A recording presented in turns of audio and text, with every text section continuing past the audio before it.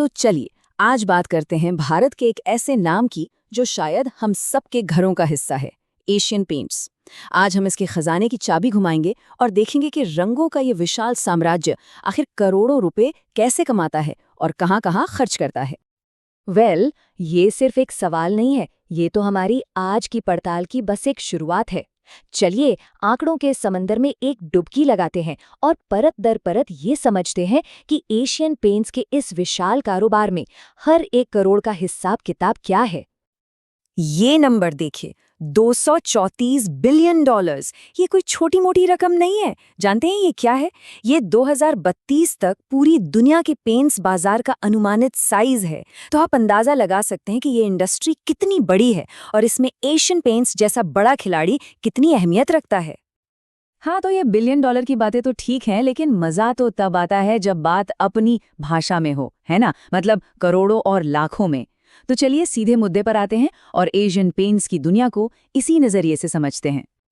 तो सबसे पहला और बड़ा सवाल, ये सारा पैसा, ये करोड़ों रुपए आखिर आ कहाँ से रहे हैं? चलिए कंपनी की कमाई के सोर्सेस को जरा खंगालते हैं। तो ये चार्ट देखिए, सब कुछ साफ साफ बता रहा है। कमाई का जो सबसे बड़ा हिस्सा है, मतलब कंपनी की रीढ़ की हड्डी, वो तो है डेकोरेटिव पेंट्स, जो हम सब अपने घरों में इस्तेमाल करते हैं। लेकिन यहाँ एक दिलचस्प बात है, इंडस्ट्रियल कोटिंग्स और इंटरनेशनल बिजनेस भी पीछे नहीं है। दोनों मिलकर लगभग 1700 करोड़ से ज्यादा का तगड़ा योगदान दे रहे हैं। और हाँ, होम डेकोर पर नजर रखिए, अभी भले ही ये 224 करोड़ पर है, लेकिन ये भविष्य का एक उभरता हुआ सितारा हो सकता है। तो मतलब साफ है, कंपनी का जो कोर बिजनेस है, जो दिल है, वो आज भी वही डेकोरेटिव पेंट्स हैं। वही रंग जो हमारे आपके घरों की दीवारों को चमकाते हैं, वही कंपनी के खजाने की सबसे मजबूत नींव है। पर रुकिए, कहानी सिर्फ पेंट के डिब्बों तक ही सीमित नहीं है। एशियन पेंट्स अब अपनी जड़ों से बहुत आगे बढ़कर नए मैदानों में भी उतर चुका है। देखते हैं कैसे। ये चार्ट कंपनी की डबल स्ट्रैटेजी को बहुत अच्छे से दिखाता है। एक तरफ है इंडस्ट्रियल कोटिंग्स, जहां से 887 करोड़ का एक मजबूत और भारी भरकम रेवेन्यू आ रहा है। तो दूसरी तरफ है होम डेकोर, जिसका 224 करोड़ का आंकड़ा भले ही अभी छोटा लगे, लेकिन असल में ये भविष्य के लिए लगाया गया एक बड़ा दांव है। और इस परफॉर्मेंस पर खुद कंपनी के एमडी और सीईओ अमित सिंघल का क्या कहना है, वो भी सुन लेते हैं। उनके मुताबिक ये तिमाही इनोवेशन, जबरदस्त एग्जीक्यूशन और जमीनी स्तर पर काम करने की वजह से इतनी मजबूत रही। मतलब साफ है, फोकस एकदम क्लियर था। पैसा कमाना तो कह सकते हैं कि आधी जंग जीतना है। असली कहानी तो ये भी है कि ये पैसा जाता कहाँ है। और हाँ, हर बड़े कारोबार की तरह यहाँ भी कुछ रिस्क हैं। चलिए अब सिक्के का दूसरा पहलू देखते हैं। तो ये करोड़ों रुपए खर्च कहाँ हो रहे हैं? देखिए, 108 करोड़ रुपए सीधे जा रहे हैं आर&डी में, मतलब नए और बेहतर प्रोडक्ट्स बनाने पर। फिर 91 करोड़ से ज्यादा सीएसआर यानी सामाजिक जिम्मेदारियों पर खर्च हो रहे हैं। और ये देखिए, 2.5 लाख से ज्यादा ग्राहकों को सीधे पेंटिंग की सर्विस देना। ये दिखाता है कि कंपनी अब सिर्फ प्रोडक्ट नहीं, बल्कि एक पूरा एक्सपीरियंस बेचना चाहती है। ये तो वो खर्चे हुए जो प्लान किए जा सकते हैं, लेकिन बिजनेस में कुछ खर्चे और रिस्क ऐसे भी होते हैं जो अचानक सामने आ जाते हैं। चलिए अब थोड़ी बात इन जोखिमों की करते हैं।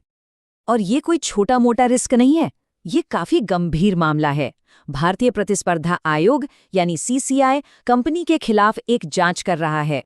आसान भाषा में कहें तो अगर कंपनी दोषी पाई जाती है तो उस पर भारी भरकम जुर्माना लग सकता है, और इसका सीधा असर कंपनी के मुनाफे पर पड़ेगा। ये एक तरह की तलवार है जो कंपनी पर लटकी हुई है। ये तो हुई सीसीआई की बात। इसके अलावा भी कुछ और कानूनी मामले हैं। इस टेबल पर नजर डालिए। इनकम टैक्स, सेल्स टैक्स और दूसरे चार्जेस मिलाकर कंपनी पर 250 करोड़ रुपए से ज्यादा की संभावित देनदारियां हैं।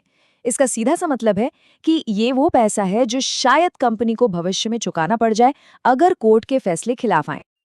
तो इतनी कमाई, इतने खर्चे, इतने रिस्क, इन सब के बाद आखिर में हाथ में क्या बचा? चलिए अब आते हैं बॉटम लाइन पर, मतलब प्रॉफिट पर। सबसे दिलचस्प सवाल, कंपनी ने आखिर कमाया कितना? और नंबर है 99 करोड़ रुपए।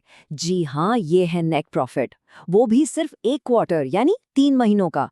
सारे खर्चे और टैक्स चुकाने के बाद अगर हिसाब लगाएं तो ये हर रोज के लगभग 11 करोड़ रुपए हुए। कमाल है। तो अब सवाल ये है कि कंपनी इस जबरदस्त प्रॉफिट का करती क्या है? ये 993 करोड़ रुपए आखिर जाते कहाँ हैं? क्या सब कंपनी की तिजोरी में ही रह जाते हैं? और यहीं पर कहानी में एक ट्विस्ट आता है। देखिए, कंपनी ने तो कमाए 993 करोड़, लेकिन इसका मतलब ये नहीं कि ये सारा पैसा शेयर होल्डर्स को मिल गया। एक आम निवेशक जिसके पास एक शेयर है, उसको मिला सिर्फ 4.5 रुपए का डिविडेंड। तो ये एक बहुत बड़ा फर्क है जो कंपनी के प्रॉफिट और एक शेयर होल्डर के हाथ में आने वाले रिटर्न के बीच होता है। अब एक बहुत जरूरी चीज समझते हैं, कैश फ्लो। इसे ऐसे समझिए, प्रॉफिट तो आपकी सैलरी स्लिप जैसा है जिसपे लिखा है कि आपने कितना कमाया, लेकिन कैश फ्लो वो पैसा है जो असल में आपके बैंक अकाउंट में क्रेडिट होता है। और एक अच्छी सेहतमंद कंपनी वही होती है जिसकी सैलरी स्लिप और बैंक अकाउंट में ज्यादा फर्क ना हो।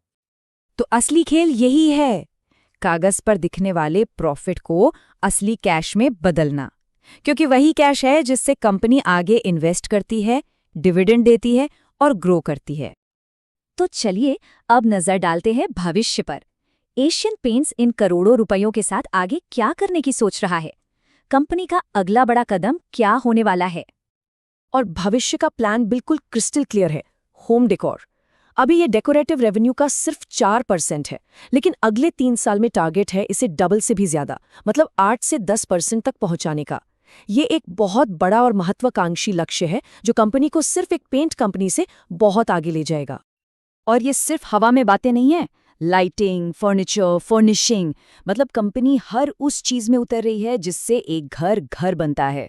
स्ट्रैटेजी अब सिर्फ पेंट बेचो नहीं, बल्कि पूरा घर सजाओ वाली है, एक वन स्टॉप शॉप।